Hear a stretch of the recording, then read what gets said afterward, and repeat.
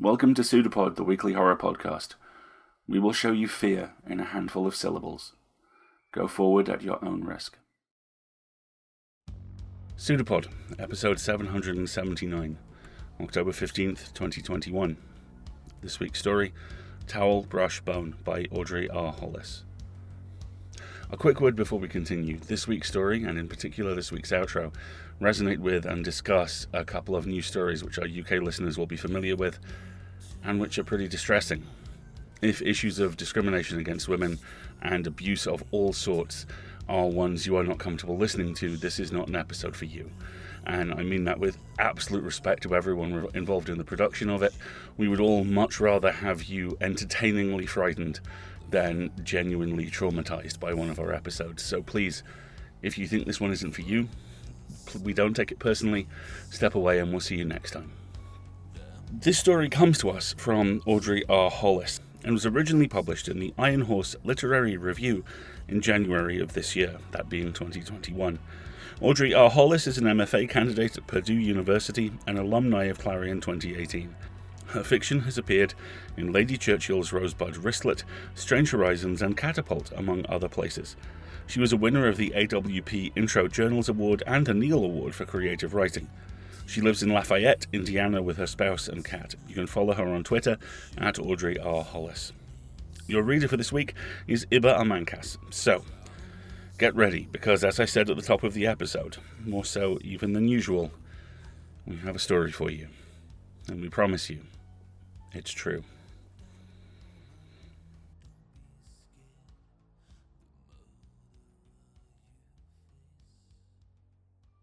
Trowel, Brush, Bones by Audrey R. Hollis. Read by Iba Amankas. We arrive at the compound outside Wonka just after midnight.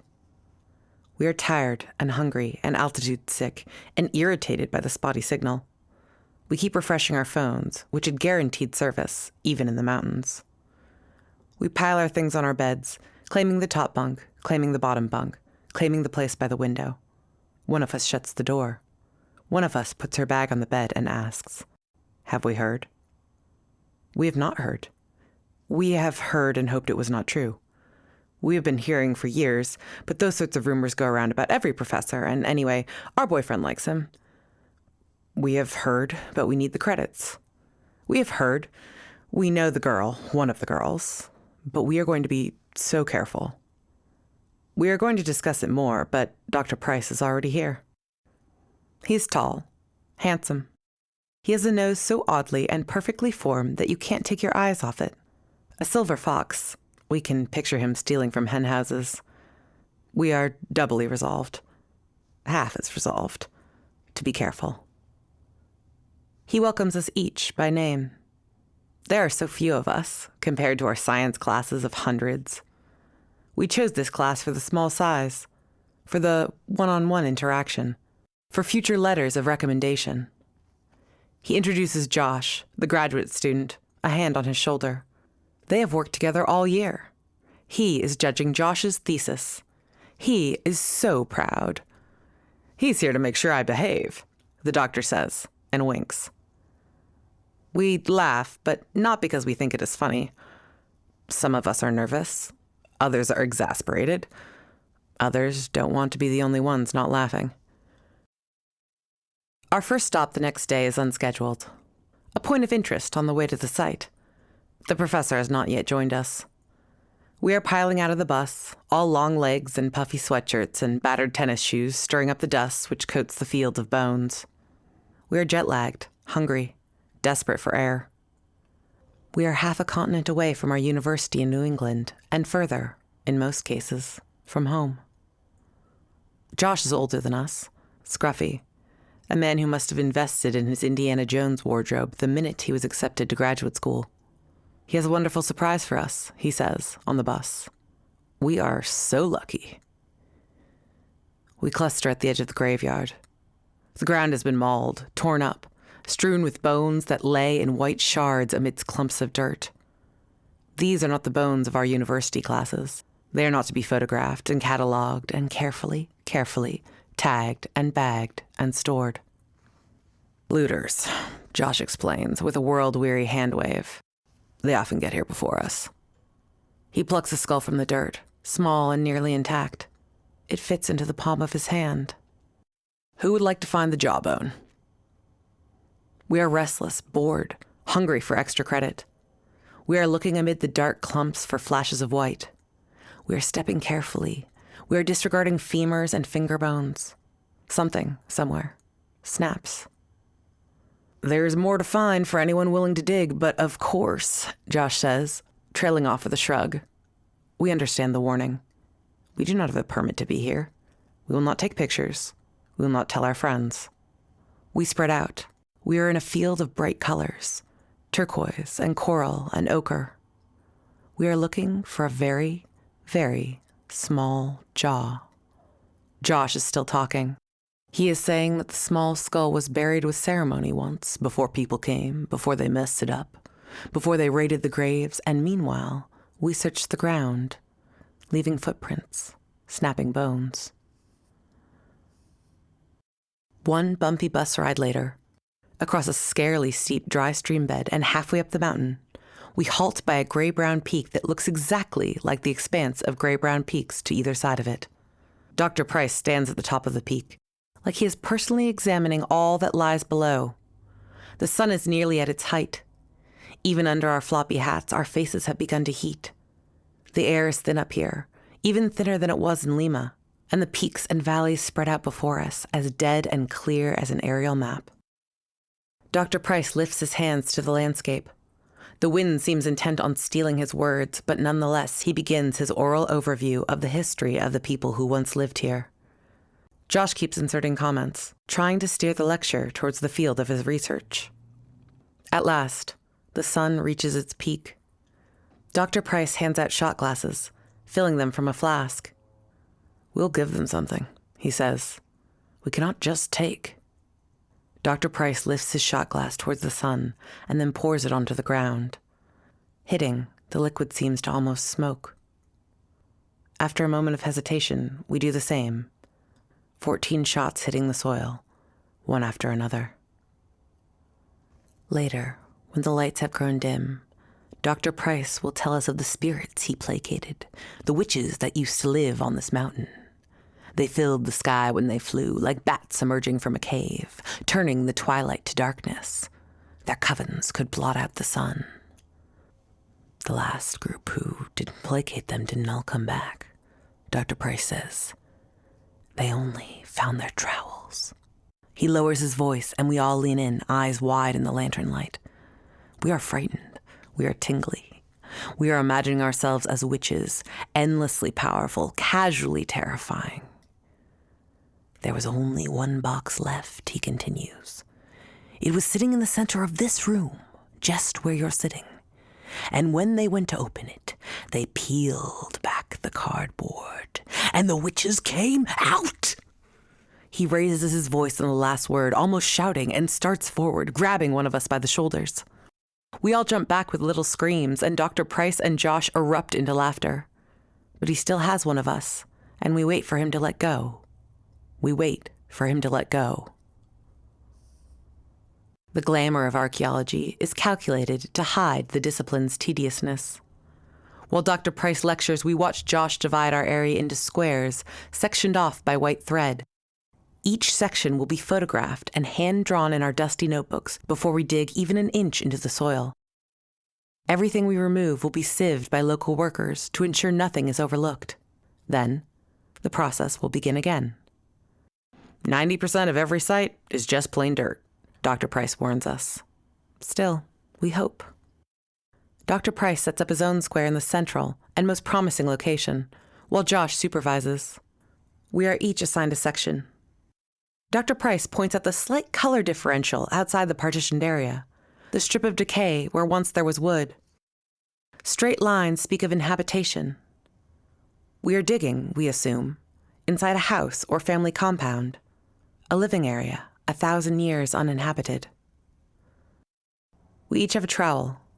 We each begin the slow process of transferring the dirt from one place to another. We use brushes to sweep, gently when it looks like we've found something. One of us gasps. She traces a sharp, dark line, a hard object, barely the size of a fingernail. Too smooth to be rock. Might be pottery or a bone shard, Josh says. He crouches, bringing his face into view, intense in its concentration. Try the tongue test? We scrunch up our faces. We look at our gloved hands. We laugh, full of bravado. One of us brings the object to her mouth and tastes. This is the tongue test. Bone will not fall out of your mouth. When you taste bone, it sticks to your tongue, which is to say, bone remembers us. We look on. One of us spits the thing back into her hand. Some of us cringe. Some of us lean forward. Some of us feel a sharp, sour sensation in the back of our mouths, like vomit. Josh says, soft and clear, bone then. In some countries, human remains require an observer from the people who left the remains, an ancestor, though distant. In other countries, veterans of the colonizers, no one other than the citizens are allowed to dig. But brick and ivory universities have large pots of money. Ask for long enough, and eventually someone will say yes, especially if the site is old, especially if the country is poor, especially if the university is prestigious. We all know these things. Some of us heard that Dr. Price had family here. Some of us heard that they were influential, that the farmers to whom this mountain belonged may not have chosen freely. But who among us gets to choose freely? Either way, the remains were ours to clean, to box, to display. Josh delivered orders to the local workers to sift 3 times to ensure no shard escaped. We wondered, some of us, what they were being paid. We decided, some of us, not to ask.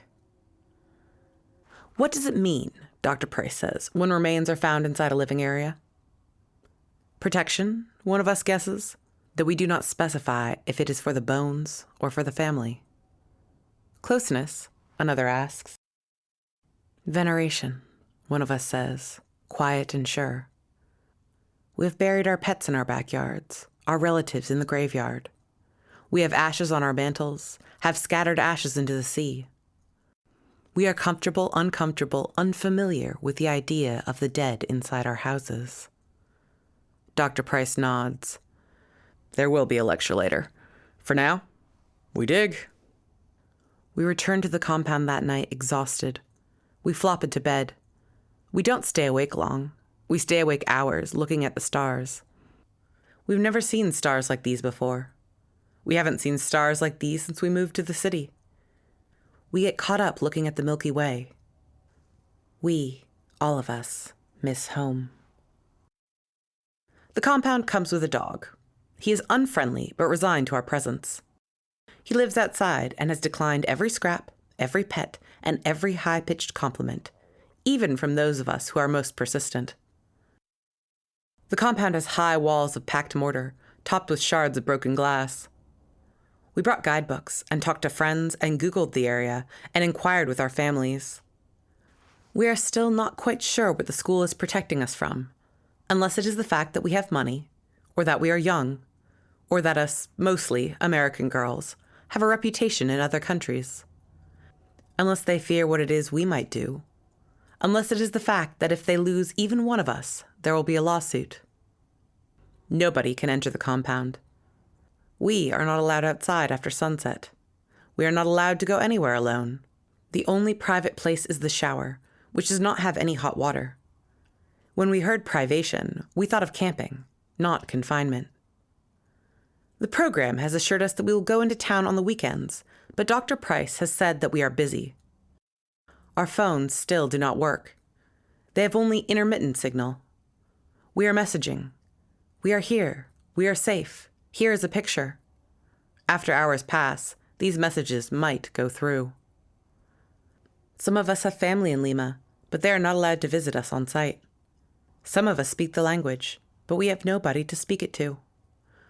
We so rarely interact with anyone outside the class. There seems to be resentment between the locals and the project, but we don't have enough time to unravel it. We wonder, again, whose house we are staying in. There is nobody to answer our questions. It starts like this. Too much eye contact. Standing a hair too close. Nothing you can complain about or put on a form. A feeling. And we deal in facts. The escalation is familiar enough to be boring. Only it's tense every time because we are hoping desperately that we are making it up. Josh does not notice. There are so few of us, and he does not notice. The doctor is his thesis advisor, and we think he cannot notice. It is not all of us, only two. One quiet, the other loud in intervals with boisterous emotions and a sharp laugh. It is enough. There is a story archaeologists tell, a very old story. You've heard it in one form or another. You dig somewhere remote, and maybe you were warned, or maybe you didn't hear the warning. But you dig deeper than anyone, and at the bottom, there is something that has been buried on purpose. A predator that was once restrained and is now released. Or a curse, a witch, an alien, a monster, a thing. It works like that at work, too, or at school, or in any group. There's always one old monster, protected by a layer of dirt. Anyway, we're ambitious. Anyway, we want to see the world. We want to make the grades and get the jobs. We want to dig. Dr. Price stands too close to us and the hairs on the backs of our necks rise. He guides our hands when we brush dirt from delicate bone, tucks a piece of hair behind our ears. He cracks jokes and entertains us at dinner. He offers letters of recommendation. He lingers in our door at night. He invites us to watch the stars. He is so kind, and we think that we must be making it up, that we are being too sensitive, that we need to calm down. Still, we wait.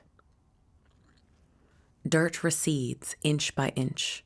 Our squares are proper holes now, 5 inches down, and our backs hurt as we bend them. We spend the evenings cataloging and collating. The people who lived here traded. Many of the stones come from over the mountains. The people who lived here used pottery to store substances. The labs will tell us more.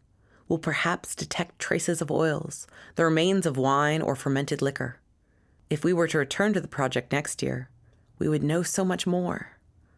The people who lived here buried their dead inside their houses, in a special corner, and we do not know what that signifies yet. There's a paper in this, Josh kept saying, and maybe it's a hint, but we're not sure we will write a paper. It isn't required. We, as undergraduates, do not have to publish. Instead, at night, we wonder about the things we cannot know. What recipes were used in over the open fires? Were they happy, the people who lived here? What did the stars look like then? Were they plagued by witches, or did they love them? Or did they just call them women? One of us comes back to the room, furious, trembling, still quiet but unrelenting. We sprawl across our beds, brushing our hair and putting on moisturizer and listening intently. We keep our voices soft and watch the doorknob, waiting for it to turn. But nobody comes. One of us felt his hand on her knee. One of us startled and made excuses. One of us escaped back to the dorm room. We are uneasy. We don't know what to do. We don't know who we can ask. We count the weeks we have left. We wonder if it was an accident. We wonder if we are overreacting. We wish, softly, that there were witches. That we were witches. At breakfast, when we are all blearily drinking sugary tea, shivering in the pre-dawn cold, we begin to talk about our dreams. Offhand, one of us mentions a dream where she was digging, but the dirt was skin and she was uncovering bone through flesh, each brush dissipating a bit more of her substance. And then I saw her, one of us says. The witch. She didn't like us digging here. She told me that we needed to stop or there would be consequences. One of us gasps. Josh isn't listening, but then it would not behoove him to listen too closely to us. Who knows what he might have to know if he did? Dr. Price spoons more marmalade onto his toast. We mutter among ourselves. As we speak, we begin to believe it, feeling with a certainty that somebody doesn't want us here. Witches is an approximation, as is stove or house or religion or women. These concepts are not static. We can rebuild the houses of the past, map their floors, but the ideas, the ideology, these parts of the distant past are as unknowable as the future. Here is how folklore begins. There are only a few of you, and you are afraid. There are only a few of us, and we are afraid.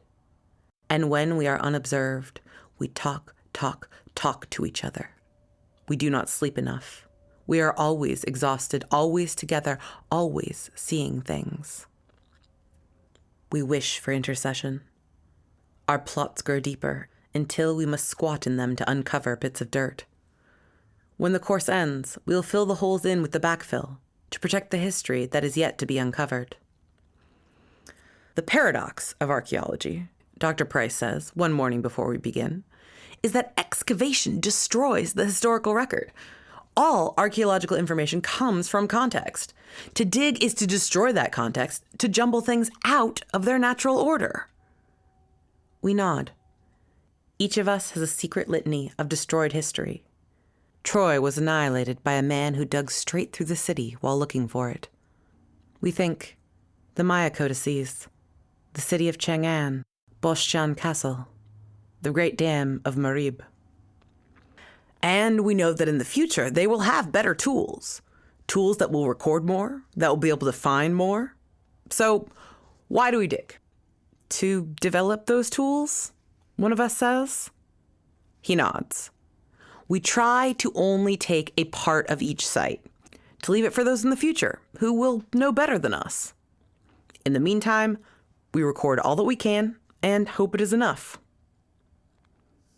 After the lecture, we bend to work, our feet planted in dirt that hasn't been disturbed in 1,000 years. We find more bone shards, all distributed in the corner of the house. We speculate. We wonder why the bones are smashed, and if they were hidden or displayed, and if they were protection or a curse or a secret. Josh encourages us, calling it a wonderful class discussion. That night, Dr. Price returns from stargazing to find a scattering of dirt across his sheets, and in the center, a constellation of bones. There are so many types of monsters. The monster that was once human. The monster that was never human. The monster that waits for you specifically, and the monster that consumes everything before it. Monsters that stalk, and monsters that indiscriminately take. Most monster stories have more than one monster. Josh's thesis is on early religion, as interpreted through material objects at Huanca, Peru, 600 to 1100 CE. Some of us study hard enough to know that any analysis that goes that far back is just guessing. And guessing is always constrained by what the guesser believes is possible, their interpretation of the way the world works. His thesis is supposed to mean that he knows a lot about the monsters that people used to believe in. The day after Dr. Price discovers the bones, we cradle a small stone in our hands, passing it from one to another. Obsidian doesn't occur naturally in these mountains, and it bears the mark of human hands from over 1,000 years ago. The strange shape has no obvious purpose, which could mean it's religious, or could just mean that we haven't been clever enough to figure it out yet. It is the most beautiful thing some of us have ever seen. Josh makes a guess, and that guess might one day be written on a label, under a glass case in the museum, in our university, not here. Of course not here, where the object is displayed. So easily it becomes truth. Deeply disrespectful, of course, but all in good fun. Dr. Price winks at us. I would never, Josh starts. Right, of course, Dr. Price says. We all need to let off steam sometimes. I didn't do it, Josh protests. Oh, was it the witches? Dr. Price asks. Look, Josh says, whoever it was that was buried there deserves better than to... Don't blame the girls, Dr. Price says indulgently. It's unbecoming. Don't worry, I won't tell. It's a different sort of anthropology, to watch the way packs are so quickly formed amongst men. We are all learning so many things. Josh waits until the doctor leaves to gather us in the living room. He folds his hands and meets our eyes, each of us. "I don't know who did that," he says. "It is incredibly disrespectful to the work, to the people who used to live here, to the people who live here now. I am so disappointed in each and every one of you." He pauses. "Do any of you have anything to say for yourselves?" There is a long silence. Some of us don't know who did it. Some of us know. Some of us are horrified. Some are apathetic. Some are desperately sad. Some of us wonder, what if it was our grandfather or our mother? What if years from now, one of us lifted the bones out of the crates which we were to take home? One of us scooped the dirt from the yard and spread smears across his bed. One of us was so... Nobody speaks. At last, Josh says, "And the witches aren't real. It's just a ghost story. There's nothing in the historical record about witches, so I want you all to cut it out." He adds, "Your grade depends on it." things that are not in the historical record. Organic materials, such as wood or plants or people, which decay quickly.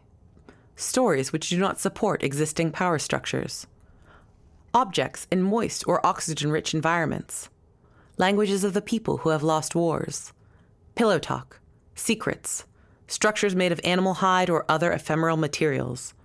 The interior lives of the poor or the oppressed. Most dreams. Several genders. Religions that were practiced covertly. Childhood promises. And many other unknowable omissions. We cannot grasp all we have lost. Some of us want to call the school about the desecration of the bones. Some of us want to call the school about Dr. Price. Some of us want to keep it quiet. It's only a couple more weeks, we plead to one another. But we are divided, all of us. We bend our heads over our work. We brush dirt from pottery shards. We say that we are too tired to look at the stars at night. Dr. Price insists. There is a meteor shower tonight. There is a planet just showing. There are a few constellations. He wants to tell us the stories people used to tell about the stars. And it is so hard to say no. There are so few no's in the historical record. Half of us are lying on our backs on a blanket, looking at the stars, bright and clear and piercing. The weeks have taught us the shapes, strange and angular. The constellations do not look like the things for which they were named. The names of the stars before recorded history is lost to historical record. We trace the shapes that might have been ours if someone had been able to note them down. Dr. Price's lecture trails off. It's cold in this altitude, but we're all dressed warmly enough that we're still getting sleepy. The weeks have strengthened us, but our limbs still ache. A meteor streaks across the sky. Most of us make silent wishes. A few of us straggle inside, but others are caught up in the night sky. Others are not fast enough. Others miss it as the doctor shifts closer. He is not looking at the stars. He takes one of us by the shoulder, the way he did the first day, pulls one of us closer to point out a star, their heads close enough to touch, his hands warm, his breath thick. He smells of old dirt and dried sweat. He tries to kiss one of us, and one of us screams. One of us screams, and more of us scream. The unfriendly dog wakes up from where he's been curled in the corner by the wall and starts to bark at nothing and everything and us. One of us pounds on Josh's door. Anger, once restrained and now released, spreads from one to another until we are all awake, until we are all raising our voices. We are making demands. We are talking, talking, talking. We are ready to lay out our findings. We have dug too deep, and nobody will like what has been uncovered. One by one, the lights of the compound come on, and they will not go off this night. We are, all of us, ready to strip flesh from bone.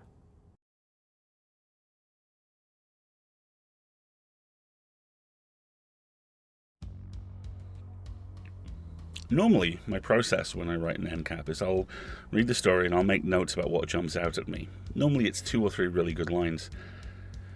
Here, there are far more, and these are just 3 that really landed in my head and stayed there. Bone remembers us. There's always some old monster protected by a layer of dirt to humble things out of their natural order. And this blazing paragraph. Things that are not in the historical record. Organic materials such as wood or plants or people, which decay quickly. Stories which do not support existing power structures. Objects in moist or oxygen-rich environments. Languages of the people who have lost wars. Pillow talk. Secrets. Structures made of animal hide or other ephemeral materials. The interior lives of the poor or oppressed. Most dreams. Several genders. Religions that were practiced covertly, childhood promises, and many other unknowable omissions. We cannot grasp all we have lost. The genius of Hollis's story, and make no mistake, this is genius-level writing, is the way the usual trajectory of horror is simultaneously honoured and subverted. Honoured in the way that this is a story where an ancient power is awoken by scientists whose curiosity outpaces their sense of self-preservation. Subverted because the monster protected under a layer of dirt is not the monster we were expecting. Because this time, in the very worst of ways, the monster is not at the end of this book. The monster is at the head of the class. It's at the head of a lot of classes. Sometimes it wears a uniform. That's one of the dozen existential crises rocking this frequently miserable little island at the moment, and here we're getting real. So if you don't want to hear this, if you're not comfortable, please skip ahead 2 paragraphs and wait for me to say, in the meantime. Okay? Cool. A police officer, whose name deserves never to be said out loud again, murdered Sarah Everard earlier this year. The response to this from the powers that be would be farcical if it wasn't so horrifying. Apparently, if an officer is working alone, you are encouraged, obliged, it has been implied, to challenge him or flag down a bus if you feel like your life is in danger. Seriously. This is a horrifying situation, which, worse, is the doorway to even more horrifying situations. Sabina Nessa, murdered in London last month, has only gained media attention because of the outrage at both Everard's murder and how little coverage of people of colour who are victims of crimes like this there are. The response from every level of societal authority in this country has been patronising, arrogant, dismissive, and frankly heartbreaking. The monsters, it sometimes seems, have been running things for so long there's no will to fight them. We just have to live with the possibility that we won't live. Especially if you're a marginalised gender, especially if you're not white, especially if you're unlucky. In the meantime, the only ray of something approaching hope in this whole situation is the fury, what Hollis sketches out so perfectly here. There is a chance, just a chance, that this will be the line in the sand. This will be the point beyond which we are not pushed. I hope so. I'm always hopeful. I'm not always optimistic. And this story provides horrific, morally grey catharsis for those times. This is eloquent and furious and perfectly timed in the best and worst of ways. This is one of the strongest in every sense pieces of horror fiction I have ever encountered. Thank you all.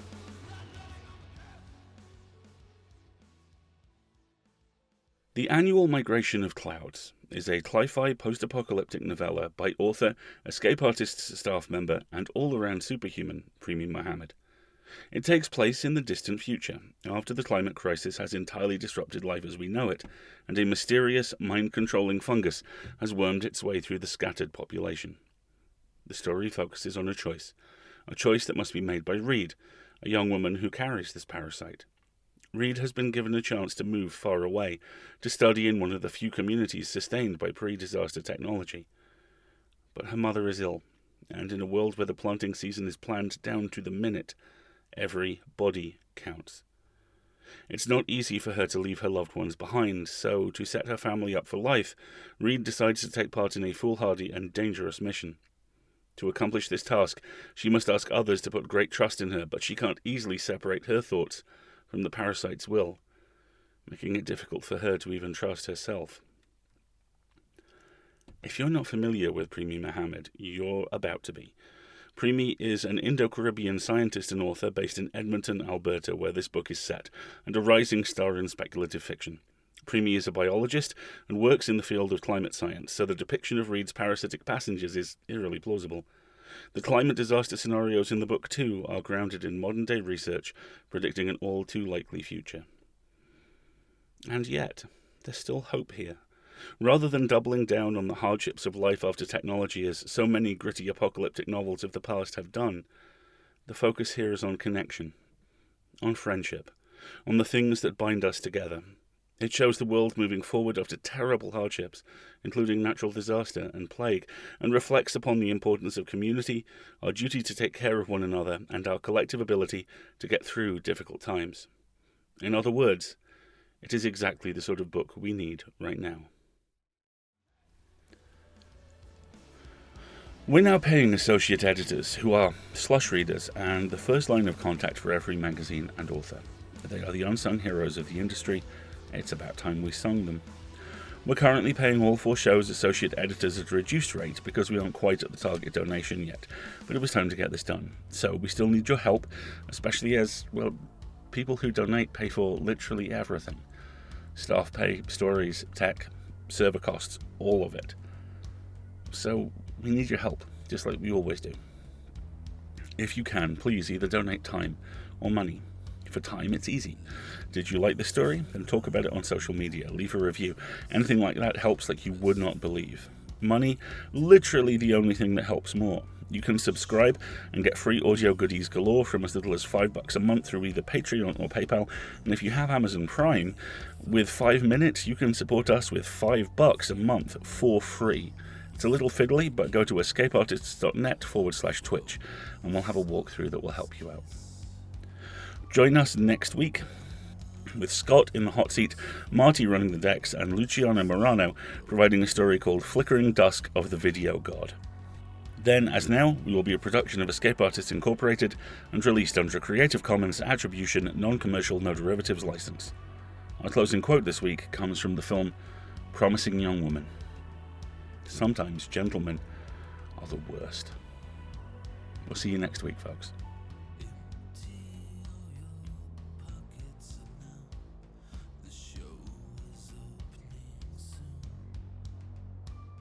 It's a pseudopod. It's a big foot. It's all about podcasts these days.